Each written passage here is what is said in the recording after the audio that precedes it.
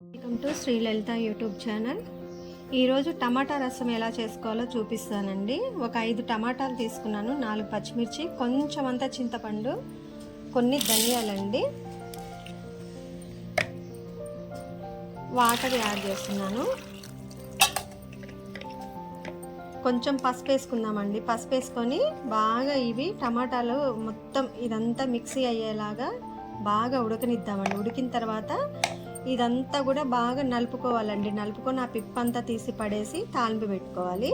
First ఇది మొత్తం ఈ రసం మొత్తం ఉడకనిద్దామండి. స్టవ్ ఆన్ చేసి ఇలా బాగా టమాటాలు ఇట్లా పట్టుకోగానే మెత్తగా అయిపోవాలండి. అట్లా ఉడకాలి. ఉడికిన తర్వాత ఇదంతా కూడా మెత్తగా పిసుక్కుందామండి. పిసుక్కొని రసం వరకు తీసి ఆ పిప్పంతా పడేసి మనకి పులిపొలు సరిపోయిందా లేదా చూసుకొని కొంచెం వాటర్ యాడ్ చేసుకొని తాలింపు పెట్టేద్దాం. ఈ లోపల మనం తాలింపుకు కావలసినటువంటి ఇంగ్రీడియంట్స్ అన్నీ కూడా తయారు చేసి పక్క పెట్టుకుందామండి. ఈ రసం ఉడికేటప్పుడే కొంచెం గల్లుప్పు వేసుకుందామండి. ఎప్పుడైనా మనం పప్పు రసం అలాంటివి చేసుకునేటప్పుడు గల్లుప్పు యాడ్ చేసుకోవాలండి, టేస్ట్ ఉంటుంది. టమాటా బాగా ఉడికిందండి.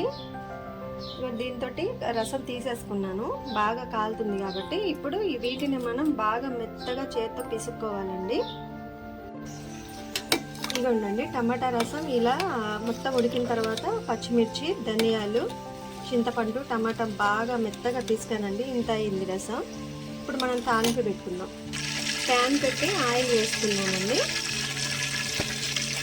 ఎండుమిర్చి, వెల్లుల్లి అండి,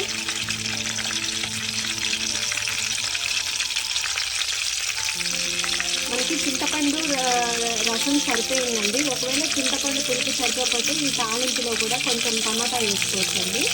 కాకపోతే అంత అవసరం లేకుండా టమాటా చింతపండు రెండు ఈక్వల్గా పులుపు అనేది సరిపోయిందండి.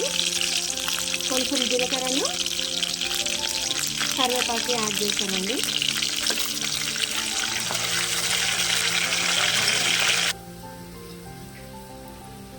రసం యాడ్ చేసుకుందామండి.